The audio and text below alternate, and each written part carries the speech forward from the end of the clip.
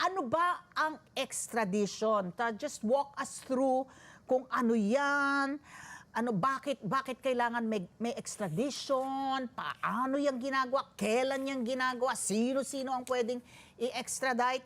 Hihingi kami ng libreng lesson sa'yo, Attorney Michael. Okay po. So yung extradition po ay isa siyang proseso na sinusurrender mo yung isang tao sa isang bansa na nagre-request na isurrender siya, no? So yung tinatawag natin na requesting state at yung standing state yung nagsusurrender. So meron po tayong extradition at mekanismo para dyan dahil ang purpose po niyan ay dapat po hindi nakaka-eskapo sa kamay ng batas ang isang tao dahil lang nagpunta siya sa ibang bansa. Para So ngayon, so yung tinakasan niya na bansa, pwede ngayon hingin or i-request yung pinagtaguan niya or kung saan man siya na bansa na isurrender yung taong iyon sa requesting state. Okay. Another thing that we need clarification on, ito pong pagsasabi nila unsealing, no? In-unseal na daw po ng Estados Unidos ang mga kaso laban kay Apollo Kibuloy. Maybe you can also tell us ano ibig sabihin ba nitong unsealing? How does this affect an extradition case po? Yung unsealing local procedure siya ng US courts. Wala naman siyang effect sa extradition except to the extent na ngayon alam na noong may akusado na meron siyang warrant of arrest. Isa po kasi sa purposes ng extradition sa unang bahagi ng proseso na iyan ay para sikreto siya, no? Hindi siya nagbibigay ng dokumento doon sa tao muna habang ini-evaluate kasi ayaw natin na makatakas muli yung subject ng investigation. Yung extradition po, usually dalawa yung kanyang pinupunto, no? Yung una, either yung tao na gusto mong ma-extradite ay merong charge, no, na iniimbestigahan pa lamang at merong charge doon sa ibang bansa, or pangalawa na convict na at gusto mong i-request kasi isi-serve na niya yung penalty. So most likely yung unsealing ng warrant na yan, manonotify na yung person, no, na merong warrant at may posibleng extradition. Sa ngayon kasi hindi pa natin alam kung meron ng extradition request, no. So yun po yung purpose nun. Pero wala naman siyang effect the sense na maapektuhan niya yung proseso dito. So siguro ang alam lang kasi natin is in-unseal for good cause, no. So hindi natin alam kung anong reason ng federal authorities sa US kung bakit nila pina-unseal yung warrant. Pero ang effect lang niyan talaga ay malalaman na ngayon na posibleng ang magkaroon ng extradition kasi nga may warrant sa ibang bansa. The unsealing of the arrest warrants, yung mailalagay na ba yung pangalan ni Kibuloy at yung ibang akusado sa what happens with regard to Interpol, attorney?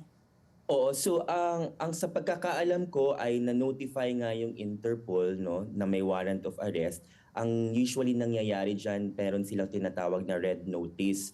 So yung red notice na yan kasi marami namang bansa ang kasapi ng Interpol is na-notify nga sila na may ganoong warrant. Tapos posible na mag-assist sila, no, sa pag-apprehend ng person. Pero hanggang doon lang muna iyon kasi sa lagay natin ay meron tayong extradition treaty nga with the US. So kahit may involvement yung Interpol, kailangan pa rin sundin yung ating proseso. So Attorney Chu, no, isa pang sinasabi po ni Pastor Kibuloy, na sabi niya, nako, hindi lang naman ako i-extradite, i-rendition daw, no, yung parang papadamputin. How does that also work? Meron bang such a thing? Is that even legal? No, it is not legal. Rendition is not legal kasi nga ang rendition nangyayari siya sa labas ng batas. So usually nangyayari yan kapag may gusto kang impormasyon na kunin sa isang tao. So para hindi ma-monitor ng isang korte or batas, parang nilalagay mo siya sa ibang bansa na hindi siya mapoprotektahan. So illegal yan. Hindi yan pwede. So ang legal na proseso talaga ay extradition. Pag meron po bang sakaling nasampahan ng kaso dito, si Kibuloy, Kailangan po ba munang litisin yung mga kaso niya dito at panagutan yung mga kaso dito bago siya i-extradite, if and when, kasi wala pa daw request, no? Ang US. Ang US ng extradition. So ganun ba? Kailangan po munang tapusin, harapin, litisin, mahatulan, and if ever the person is sentenced, serve yung sentence bago siya ma-extradite ng requesting country, attorney? Hindi kailangan 'yan. In fact, dapat hindi nangyari 'yan, no? Kasi yung ating extradition, yung grounds talaga na mag-refuse ng request for extradition, depende siya doon sa nakalagay sa treaty, no? So ini-negotiate 'yan ng dalawang bansa na mag-enter into that treaty. In general, siguro ang common na reason kaya hindi nag-grant yung request ay yung kapag ang offense ay political, no? So hindi mo pwedeng kasuhan based on political grounds tapos i-extradite, no? Pero sa ating agreement with the US, specific 'yan na hindi i-grant or pwedeng i-refuse yung request for extradition kapag yung tao na akusado ay nalitis at na-convict or na-acquit sa Pilipinas. So in fact, hindi dapat mangyari yan para ma-extradite, no? Kasi kung na-convict or na-acquit na siya sa Pilipinas, may double jeopardy na yun rin doon yun, no? So hindi na pwedeng i-extradite yan. So habang wala pang conviction or acquittal, pwedeng i-extradite or i-grant yung request for extradition. So hindi hadlang na merong kaso.